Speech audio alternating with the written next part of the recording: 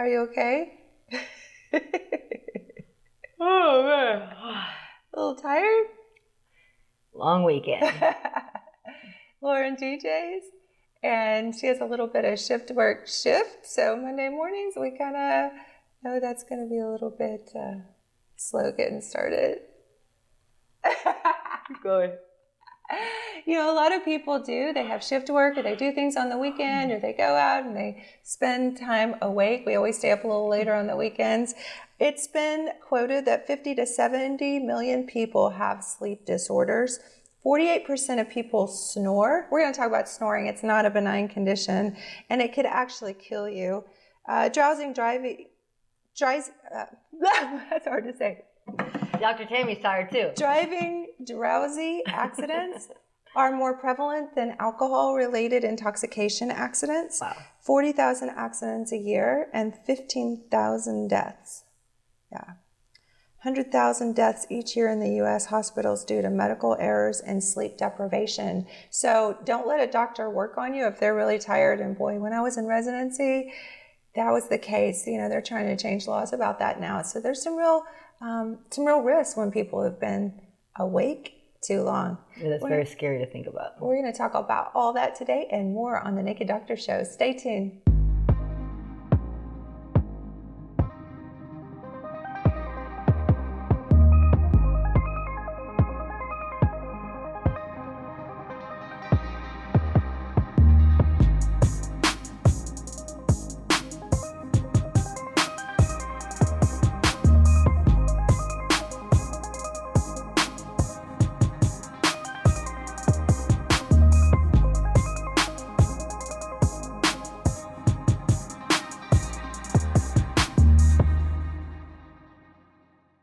Welcome this week to the Naked Doctor Show. Today is the sleep show. I'm awake. Lauren needs some.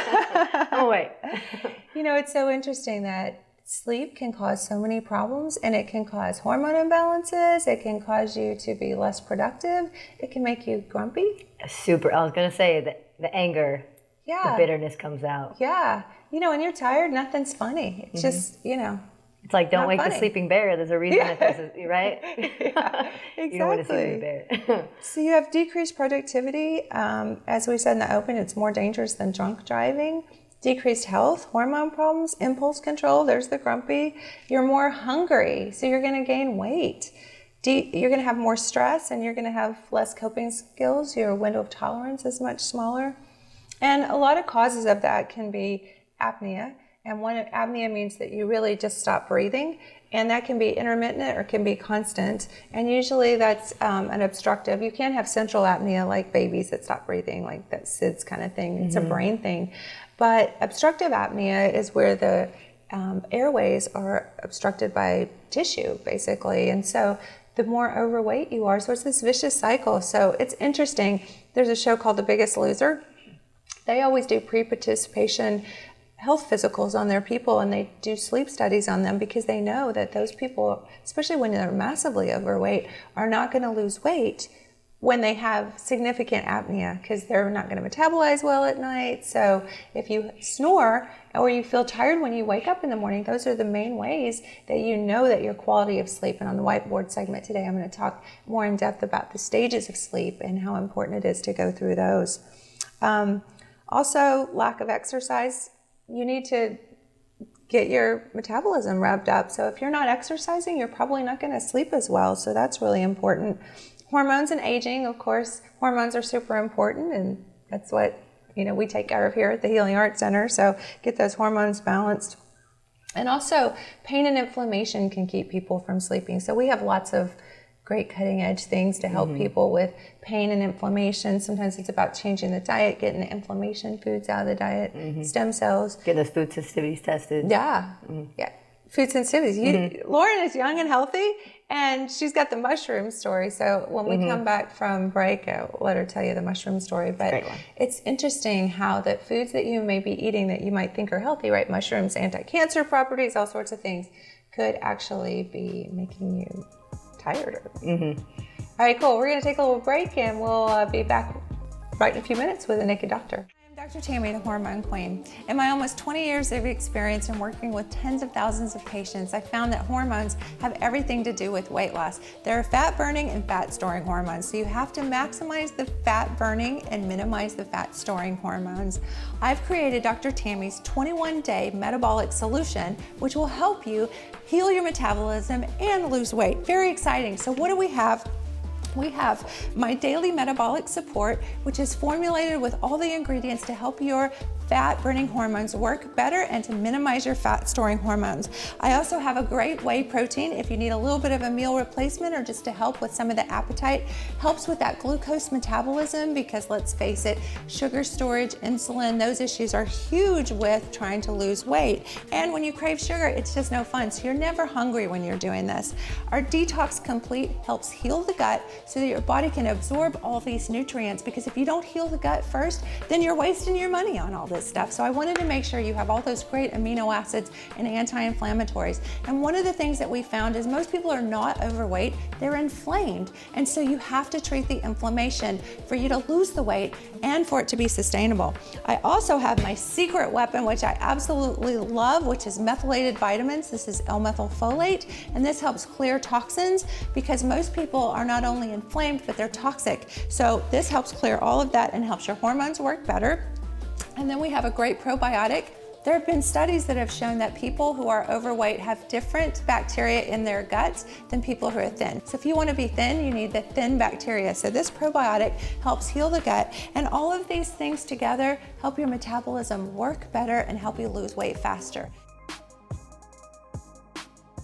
Welcome back to The Naked Doctor. I'm Dr. Tammy. I'm Lauren.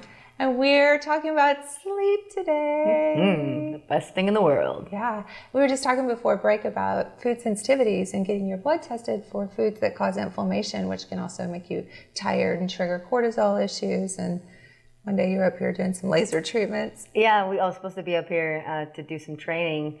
And, on a Wednesday night, I just decided I wanted to just go ham on some mushrooms. And I had already found out that I have a 2-star sensitivity. So with the food sensitivity of like either 1, 2, or 3 stars, I had 2 stars of mushrooms, and I ate like a whole thing of them, and they were absolutely delicious.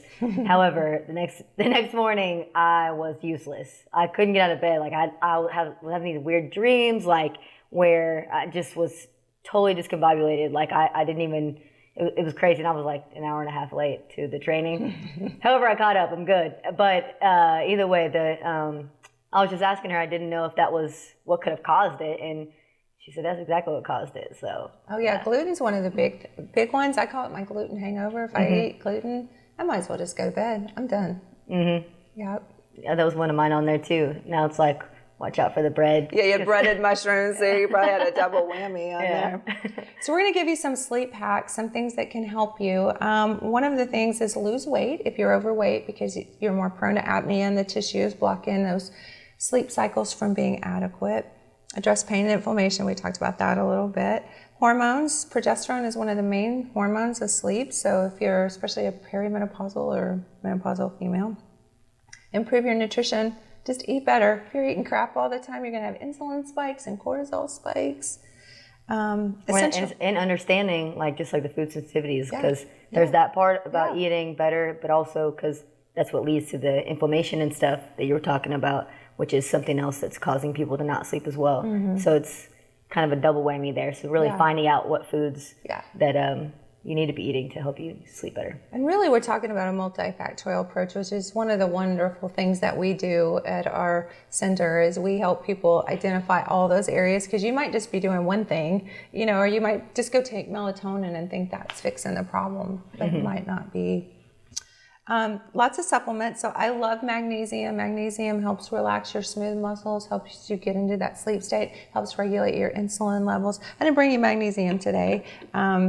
I just started taking magnesium. I love it. I love magnesium. Great for migraines, great for blood pressure. Melatonin. A lot of times people say, I tried melatonin, it didn't work. This is a 10 milligram melatonin. Often it comes in 1 or 3 milligrams. Some people need up to 20 milligrams. I take 20 milligrams of melatonin at night, and this is just a cheap Walgreens. Can you overdose on melatonin? I don't think so. You might get too tired, you know, like be sleepy or groggy when you wake up. Of course, hormones, these are my hormones. This is my estrogen and testosterone, progesterone. So it's really important to get that balance. This is a prescription though, so you'll need me for that. And then iron. If you have restless leg syndrome, iron is super important to keep that restless leg from happening, which is just annoying anyway. And vitamin D, I brought this Nutrinalis brand vitamin D. I love everything from Nutrinalis. They're great. You can order them on Amazon. But vitamin D helps regulate your immune system and your hormones. It's super important for sleep. Essential oils. You know, a lot of people approach me about essential oils. I don't know a whole lot about it, but I know things like lavender and, you know, different essential oils can really help. There's something called the third eye, which is your pineal gland, which is your sleep button. So you can put essential oils like lavender on your pressure point, and that's supposed to help as well. I've heard about the back of the neck as well. Maybe like more of a stress reliever too, but I don't know, maybe that is something for sleep too. Keeping your room temperature down, like they recommended 65 degrees on this website. That's the best. When you're cooler, you just sleep better, especially if you're having hot flashes. That's miserable. Hot tea before bed, like not a caffeinated tea, but a decaffeinated, you know, sleep chamomile tea or something like that. Actually, Dave Asprey from Bulletproof Coffee recommended us a teaspoon of honey at night, which I know that's a lot of sugar, but actually he recommended that keeps your blood sugar stable through the night. So, you know, if you're watching your diet and things like that, or blood sugar, that might not be a good thing, but I thought that was interesting. A hot bath, Epsom salts, there's your magnesium right before bed, can help you relax. There's a whole lot about sleep hygiene, about putting the computers away and the blue light from your screen. There's some blue light protectors. Not watching TV like in the bedroom before you. Emails. It's a hard one. Stressful conversations, shut it off.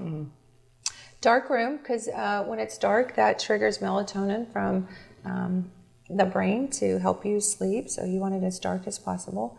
Meditation. Sometimes I fall asleep with my headphones in with my your meditation stuff. Your massage music in there. Massage music. Nice. Be careful with napping during the day. If you nap for too long, you know, a 20-minute nap during the day can help energize you if you need it. But if you're sleeping too long during the day, we have a lot of elderly patients who like sleep all day long, and then they're like, I don't sleep at night. Yeah, which is like a little getting kid. Your time in. It's like a little kid whenever you let them nap too long, and then they won't go to sleep at night. You know, it's like having to cut that off. You know, yeah, just set your alarm clock. White noise can really help. I'm a fan sleeper. Oh yeah. Oh, I love a fan. Big time. Yeah, I have to have it, or then I use my headphones with a fan app. Blinking for 60 seconds. That was kind of a new one for me. It's supposed to trigger the brain. We'll have a whole show of that. Reading at bedtime, gosh, read something boring and that'll put you right to sleep. Oh my gosh. Does it for me every time. Yeah. Wait, so blinking, I have to go back to that. Blinking for 60 seconds, what is this supposed to do? Triggers some kind of reflex. There's like this glabellar reflex. You could probably even tap your forehead, because every time you tap your forehead, you're supposed to blink. If you don't, you can have a brain tumor or something. You didn't blink just now. Oh gosh, I have a brain tumor! Anyway. Counting sheep, counting anything, you know, because it just distracts you, basically. Only use your bed for sleep. I'm so bad about this. My office is my bed when I'm home. I need to be better about that. It's the most comfortable office. Meditative breathing, they call it the 4-7-8. So it's in for 4, hold for 7, out for 8. In for 4. We'll do it with 7. I don't know if we have enough time to do it. All right, but it's 4-7-8 breathing. You can look it up. Cool. There's a Twilight Blue app that you can block out the blue light on your electronics, because there's something about the blue light that's supposed to not be good. Wait, sleep. App on the phone. It's an app. It's a blue light blocker. It's called Twilight Blue app. Cool. Orgasm. I think that's more prevalent in men. It triggers a hormone called oxytocin. But, you know, a lot of men go right to sleep. So, right there with you. Make a to-do list. I do this. So, like, I make lists because, like, if I don't, I'll be like, oh, I'm going to forget that, or I'll worry about it, or I'll obsess. So I keep a pen and a notebook by my bed. I'm like, if I think of something I need to do, I write it down, and then I'll check it tomorrow. I'll just let it go. And for anybody I know a lot of people like to have where they write, they actually use pen and paper. But for me, I have the same type of thing. But there's an amazing app called Wonderlist that is also good for that. Wonderlist, yeah. On my to-do list, because same thing, I'll sit there and think about stuff all night, and then I'll have like nightmares about it, or stress dreams, Yeah. if I don't write it down. I had a little trouble going to sleep last night, and it's funny because I think I got a Wonderlist announcement from you at like 1 a.m. Oops. Lauren completed that task. It was the iPad one. Yeah. Yeah, cool. Oh, yeah, I know, I'm sorry. I hope it didn't wake you up. Yeah. Exercise, of course. Yoga is supposed to be really good, especially if like a low back strain or anything like that. Eat a little something, maybe something just to quiet your stomach. Protein shake. We have some great protein shakes you can do. Gratitude list. I just believe in gratitude so much, to be thankful for your day, which could be meditation or prayer, or just being grateful for the things that you have.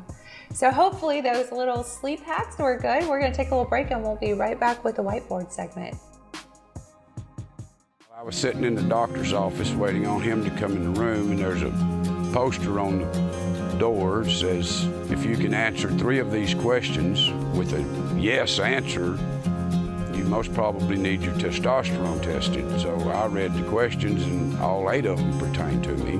He sent me that afternoon to have blood work done, and then got the results. He told me, well, I don't know how you're getting out of your chair. It was so low. And so he started therapy immediately after that, every 2 weeks, and now it's down to once a month, and I just feel like a changed person. The things I used to think about doing, I get them done now. And I mean, you just feel good all day long, and you feel more motivated. Your mind thinks more clearer, and I just really think I feel wonderful. I mean, I feel probably, like I said earlier, 35, 40 years old again. I mean, it's fun to be feeling better. I would tell anyone over the age of 40 to go be tested, because the way I feel, it's changed my life.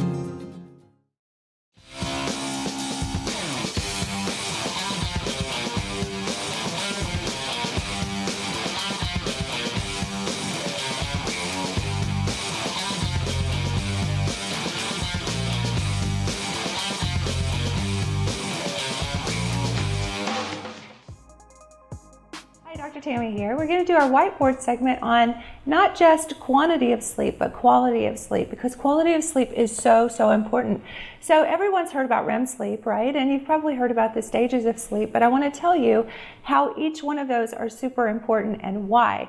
So you go through these 5 stages of sleep about 4 to 5 times a night, and most adults need about 8 to 10 hours of sleep. So if you don't go through all these stages in the correct order, your metabolism is affected, your immune system is affected, your sex hormones are affected, everything in your life is affected. And so even if you get disrupted in these stages, so maybe you've got a small baby in the house that's crying, or a dog that's disrupting you. However, there have been some new studies with pets that they actually help you sleep better. But if they're disrupting you, or they're getting up, or they're puppies, or that kind of thing, any little disruption can happen. So if you snore or have sleep apnea, or you have some other issue, and let's say you get to stage 3 and then you get interrupted. Now you might even not know, because of the way these stages work, that your sleep is disrupted. And so you might not even know that you're waking up in the night. You might say, well, I don't wake up during the night. But you don't have to wake up completely to the wake state to be disrupted in your sleep stage cycle. So you could be disrupted multiple times in the night. And people who go for things like sleep studies, sometimes those people are found to have 400, 600 interruptions in their stage cycles in the night. So one of the questions that you need to ask yourself is, are you tired when you wake up? Because most adults need about 8 to 10 hours of sleep. So if you've gotten the quantity, but you're still tired when you wake up, you could have sleep apnea, you could have restless leg syndrome, you could have something else that's affecting you. And so it's really important that you get a sleep study, you get your iron levels checked, because the number 1 cause of restless leg syndrome, that's where you kick at night, is low iron. So those are very easy things to take a handle of. And then we're going to talk about some different sleep hygiene issues today on the show. So things that you can do to kind of shut off the computer and those kinds of things at night so that you can get that rest. So I'm going to get right into what these stages are and how you move through these. So stage 1 is light sleep. You're here the first stage of the night, and you spend about 4 to 5% of the time in this stage, which is usually probably about 20 minutes in this stage. And that's kind of where you're falling off. Those are your theta waves, where you're just kind of drifting, or if you have sleep apnea and you're not sleeping well at night and you're falling asleep during the day, you're kind of going into stage 1 at stoplights, which can be very dangerous. You're going into stage 1 at your desk, at work. And so insulin is another one that I think I forgot to put on here, but blood sugar issues can very much kind of kick you over into theta sleep state. So if you're getting tired during the day, they can be hormonal issues as well, but the sleep stages are super important. Stage 2 is where your body temperature drops, your heart rate drops, your breathing drops, and you spend about 50% of all your sleep time in this stage. Stage 3, when you move into that, that's a deep sleep, and that's where the delta waves kick in. So that's about 4 to 6% of the time, and you're pretty much unresponsive at that time. You don't really wake up very easily during that stage. And then stage 4 is very deep sleep. You're very rhythmic breathing, and you have these hormones like acetylcholine in the brain that actually paralyze your muscles. So if you've ever felt like if you've ever woken up during stage 4, you can't move for a minute. So it's really important that muscle paralysis happens, because during that stage, that's where a lot of regeneration happens. So you move right to stage 4 to stage 5, and then the muscles wake back up. During stage 5, this is REM sleep, and so everybody's heard of REM, but it's also your dream state. This is where your brain speeds up. And the interesting thing about stage 5 is you're only in it about 20 to 25% of the time, but it is the most restorative stage, which is crazy, because you would think that that's where your brain's speeding up, but actually you're mentally processing a lot of the day's events here. And your metabolism is actually reworking to some of these other stages as well, but your metabolism really resets during this stage 5 as well. So I want to talk a little bit about how hormones can affect some of these stages, because of course I have to talk about hormones. But low progesterone. Progesterone stands for progestation, and it's mostly thought of as a female hormone. Males and females have all the same hormones, but progesterone can promote a pregnancy. It's very important during pregnancy, and if you've ever been pregnant, if you're a woman, you know how tired you were. You have high levels of progesterone. So as we age, and this is men and women, I have men I treat with progesterone as well, your progesterone declines, especially during perimenopause or menopause, and you get really, really tired. Plus, progesterone balances out estrogen. So if you're having hot flashes, this also does temperature control. So it's super important for good sleep, not having hot flashes and things like that. Low testosterone in both men and women can affect these sleep stages as well, and getting good sleep can actually increase your testosterone, which can increase your libido and your sex drive as well. So if you have a low libido, it could be from not getting good sleep as well as having low hormones. Growth hormone is a hormone that comes from the brain, and it resets the metabolism, and it's very important. It triggers something called IGF-1, which is your metabolically active tissue. So if you can't lose weight, that's happening a lot with that system being imbalanced. Leptin is a hormone that makes you hungry, and so you develop leptin resistance when you don't go through these stages accurately, and leptin resistance will make you gain weight. So getting adequate sleep, quality sleep, is super important for leptin. High estrogen, well, not only during if you're young and you have high estrogen and heavy periods, can actually cause nasal swelling. And so if you're more likely to snore, you're more likely to have edema in those nasal passages. So you're not likely to sleep as well, or you might get interrupted in your sleep cycles. So high estrogen and low progesterone can be an issue as well. Thyroid issues. The thyroid helps reset your metabolism, and it runs your metabolism during the day. So when you have low thyroid, you'll be tired during the day and you won't rest as well during the night, because that metabolism is trying to reset itself, and it's working so hard because your thyroid's low. Melatonin, everybody knows about melatonin for sleep. It's actually a hormone secreted by the pineal gland. And a lot of people are low in melatonin. One of the issues with melatonin is that if you need it, that's great. If you don't need it, you can have some wonky nightmares or something like that. So that's one way to know if you have a melatonin deficiency, if you take it and it helps. A lot of people don't take enough melatonin. It usually comes in 1 to 3 milligrams, and most people need 10 to 20 milligrams for melatonin deficiency sleep quality issues. So just a little FYI there. Cortisol is a stress hormone. If you have high levels of stress, if you're reading stressful emails before you go to bed, if you're doing things that are triggering high levels of cortisol, then you're also not going to sleep as well. If you've ever had a cortisone shot and you didn't sleep for a few days, you know that that can be a big trigger there. So all of the things that help with sleep, it can help with glucose utilization if you're diabetic or pre-diabetic, which a lot of people are.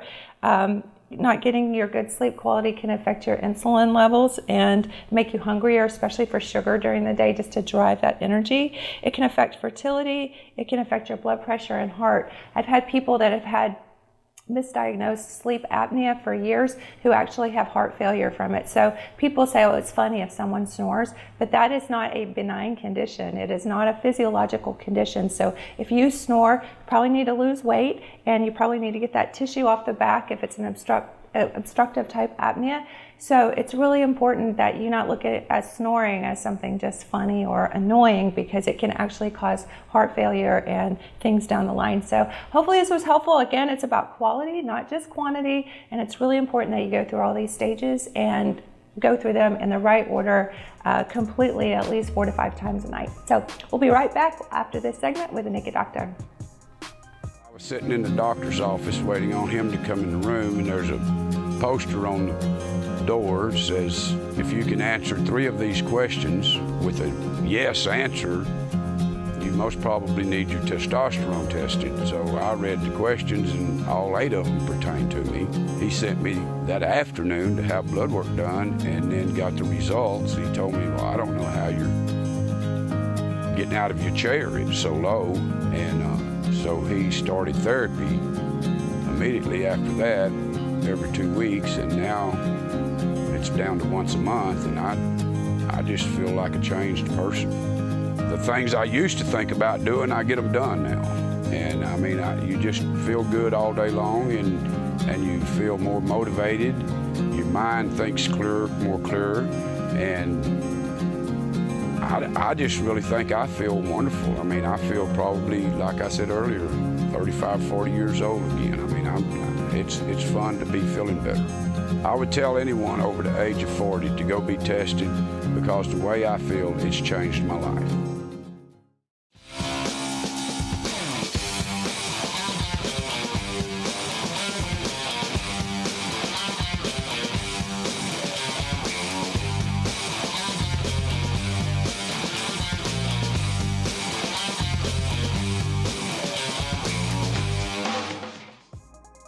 Welcome back to the Naked Doctor Show. I'm Dr. Tammy. I'm Lauren. We've had a great show today. We had the sleep show, talked about sleep. We want to thank our sponsors, Dr. Tammy's Healing Heart Center, of course. Come see us if you have issues with your hormones or things you want to get scheduled, get a sleep study, look at what's going on with you, get on some supplements, check your iron levels, those kinds of things. We can help you with all of that. There's anything you need. And I had this sitting here the whole time. I haven't talked about it. The Himalayan salt rocks. This is a little lamp you can light up. These are little energy diffusers. These are a nice thing to have in your bedroom. And it diffuses the energy from your electronics and that kind of thing. So keep these by your bed. We keep some in the office. There's a whole Himalayan salt room here in Lowell if you want to go check that out. So it's super cool. I recommend that. So all things sleep, make sure you're getting that sleep, not just quantity, but quality, very important. And give us a call if we can help you out at all. Our website is healingartcenters.com, and we'd love to help you sleep better. Happy sleeping. We'll see you here next week back on the Naked Doctor Show. Thanks for watching. Thanks for watching.